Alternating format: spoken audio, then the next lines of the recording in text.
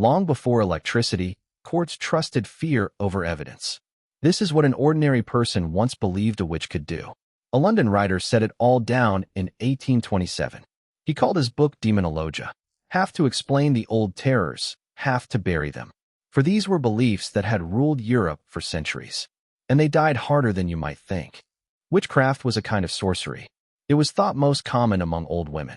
By a compact with the devil, they could bend nature's laws. They raised winds and storms. They rode the air upon broomsticks. They took on the shapes of hares and cats. They soured milk and blighted the harvest. They tormented their enemies with pain and long disease. And the devil, it was said, was always at their call. To seal the bargain, he left a secret mark upon the skin. Hunters searched the body for it, inch by inch. Every land had its witches in every age. As the fear grew, cruel laws were framed against them. A single accusation could be enough. Neighbors informed on neighbors. A birthmark, a mutter, a black cat could damn you. Many innocent people were condemned. Most were friendless, old, poor, and sick. Under torture, they confessed to anything. They named others, and the fires spread. They were burnt for powers they never had, for crimes they never planned or committed. The judges did not think themselves cruel. They believed the Bible commanded it. Exodus says, "Thou shalt not suffer a witch to live." King Saul himself sought out a witch by night. Other verses named sorcery among the darkest sins. If scripture was the law of the land, witches must be real. Kings wrote learned books to prove it. And so the fires were lit with a clear conscience. Yet nothing matched the folly of the Inquisition in Portugal. It once condemned a horse to the flames. The animal was said to be possessed by the devil. It belonged to an Englishman who had taught it clever tricks. The poor beast was burned in public at Lisbon in 1601.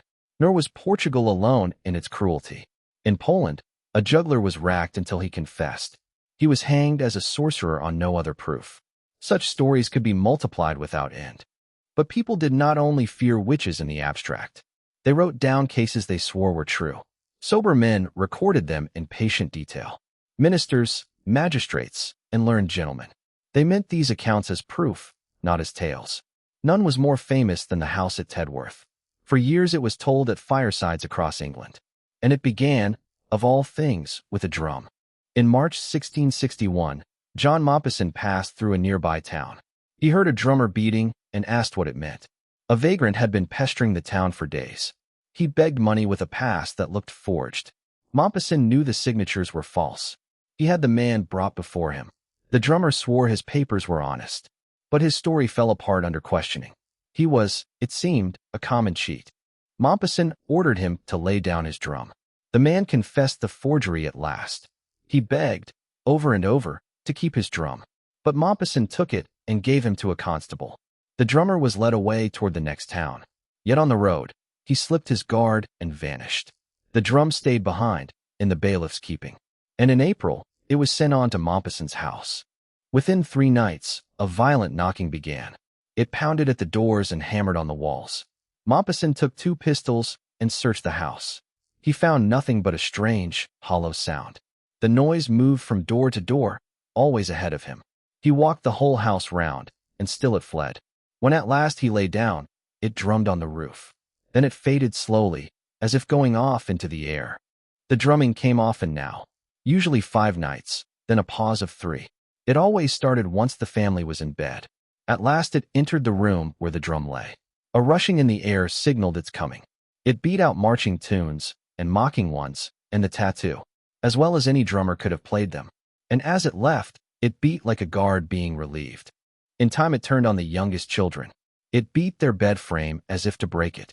Yet a hand on the wood felt no blow, only shaking. It lifted the children gently in their beds. It followed them from one room to another. They were moved to a garret that had been quiet. But the moment they lay down, it began again. Only a nursing infant was ever left in peace. Soon the whole house was in uproar. Chairs walked and strutted across the floor. The children's shoes were flung over their heads. A bedpost struck the visiting minister on the leg. Yet it fell as softly as a lock of wool. The parish minister came to pray at the bedside. During the prayer, it withdrew into the loft. But the moment he finished, it returned in force. And a foul, sulphurous smell hung in the air. It grew mischievous, then sly. It hid the Bible of Maupassant's aged mother in the ashes. When found, it lay open at the 3rd of St. Mark. That page told of unclean spirits and of casting out devils. Once it left a purse holding nothing but a cinder. One morning, ashes were spread on the floor to test it. In them were a great claw, a smaller one, and unknown letters. There were circles, too, that no living soul could read. Then came stranger things still. A blue and glimmering light drifted through the rooms. It stung the eyes of all who saw it. Doors opened and shut on their own. Footsteps crept upstairs, as if without shoes. A singing was heard in the chimney before it came. Something rustled past, like a person dressed in silk. And once, a servant swore he was gripped, hand and foot. It grew bold with the servants too. One, a stout fellow named John, it seized in the night. It pulled the very bedclothes from his grip. It held him fast, by hand and foot, in the dark. But when he reached for a sword and struck, it let go. From then on, they saw it always shunned a blade. One night, before many witnesses, a gentleman spoke to it. Satan, he said, if the drummer set thee to work, give 3 knocks. 3 knocks came, distinct, and then silence. He asked for 5 more, to be certain. 5 knocks answered, and nothing more that night. Some began to whisper that the drummer was a witch. From his cell, they said, he had cursed the house. Whether that was true, no one could prove. At last a scholar came to test the story himself. His name was Joseph Glanville, and his record is what this book preserves. The children lay in bed, and a scratching rose behind the bolster. He thrust his hand in, and at once it moved elsewhere. He scratched the sheet 5 times, and it scratched 5 in reply. Then it panted, loud, like a dog out of breath. He felt the bed heave up against his palm. He searched every corner and found nothing at all. And so, he wrote, it must be some spirit or demon. The drummer, meanwhile, was caught for theft and jailed. A visitor asked him for news from Wiltshire. Have you not heard, he said, of the drumming at Tedworth? I have plagued him, the drummer boasted. He shall have no peace till he returns my drum. On this, he was tried as a wizard at Salisbury. The minister and honest neighbors swore to all they had seen. He was sentenced to be transported over the sea.